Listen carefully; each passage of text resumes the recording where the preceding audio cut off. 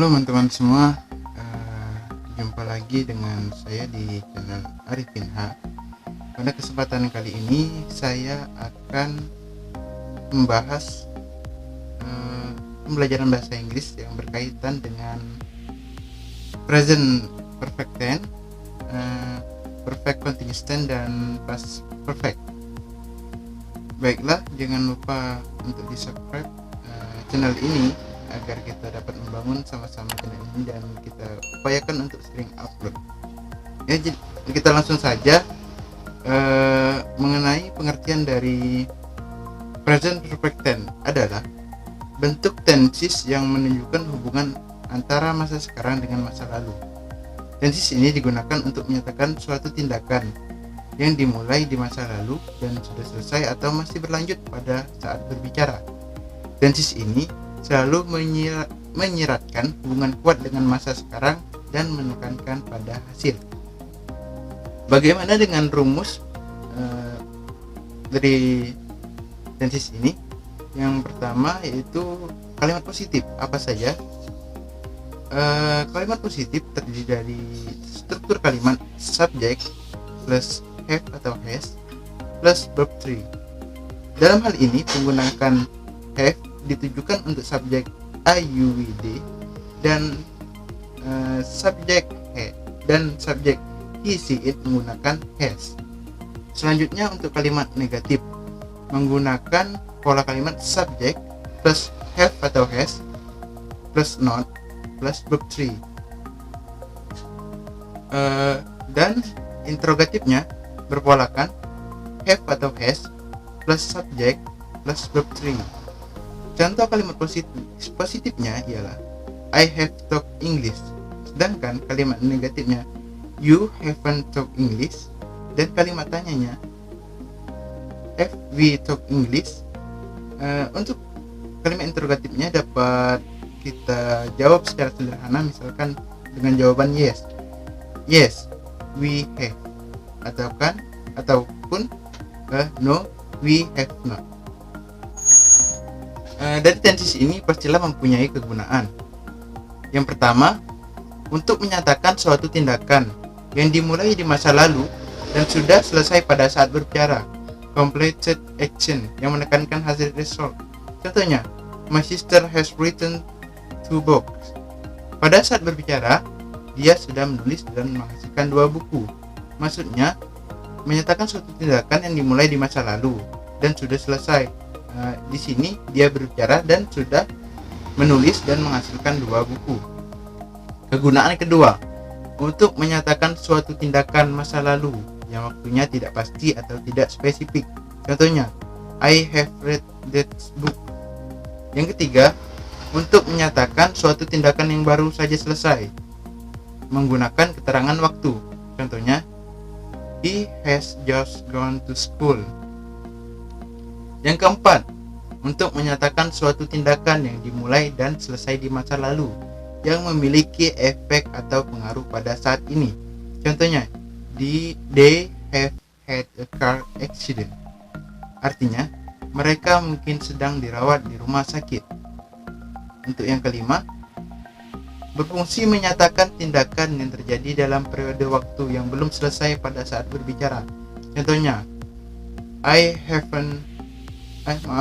Contohnya, I have not seen her this week. Artinya, saya berbicara misal di hari Jumat.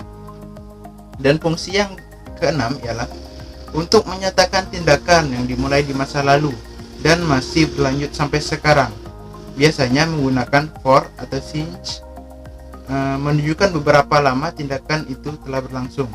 Untuk for, sedangkan since sejak atau menunjukkan waktu dimulainya suatu tindakan di masa lalu.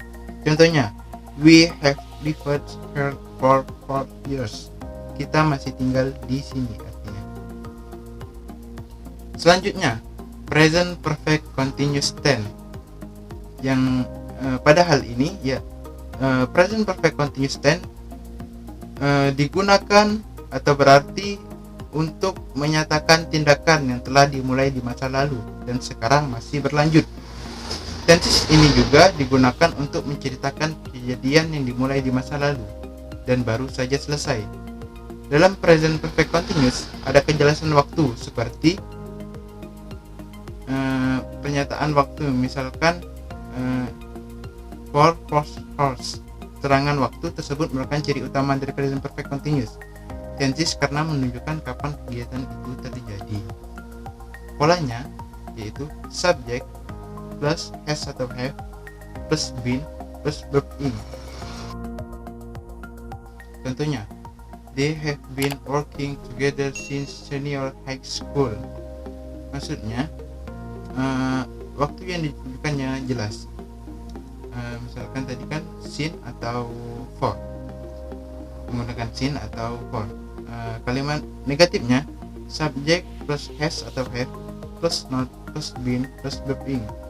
Contohnya, it has not been raining for this year. Maaf, saya ulangi. It has not been raining for 3 days. Untuk kalimat interrogatifnya menggunakan pola has atau have plus subject plus been plus verb in. Contohnya, have you been eating this egg for an hour? Pastilah mempunyai kegunaan dari present perfect continuous tense sama dengan present perfect tense. Kegunaan yang pertama digunakan untuk menyatakan kalimat yang dimulai di waktu lampau dan berlanjut hingga sekarang. Contohnya, James has been teaching at the university since June. Fungsi yang kedua ya, present perfect continuous juga dapat digunakan tanpa kata keterangan waktu, tetapi keterangan waktu tersebut diganti lately atau recently. Penggunaan kata lately atau recently dipergunakan untuk memperjelas kalimat. Contohnya, recently I have been feeling very tired. Itulah kegunaan dari present perfect continuous tense. Yang terakhir adalah past perfect tense. Past perfect tense adalah suatu tenses yang menggambarkan suatu kejadian yang terjadi sebelum satu spesifik waktu di masa lampau dan telah selesai sebelum kejadian lain terjadi di masa lampau juga. Tenses ini terdiri dari hubungan aspek perfect atau sebelum suatu spesifik waktu di masa lampau dan bingkai waktu past yaitu masa lampau. Polanya cukup sederhana, yaitu untuk pola positifnya subject plus heard plus verb 3. Contohnya, contoh kalimat they had studied. Untuk kalimat negatifnya polanya subject plus heard plus not plus verb 3. Contohnya, they had not studied. Yang kalimat interrogatifnya sama seperti tenses yang lainnya, penggunaan heard-nya di depan, yaitu heard plus subject plus verb 3. Contohnya, heard they studied. Apa kegunaannya? Menyatakan suatu perbuatan atau keadaan yang telah terjadi di waktu lampau sebelum suatu perbuatan atau keadaan lain terjadi.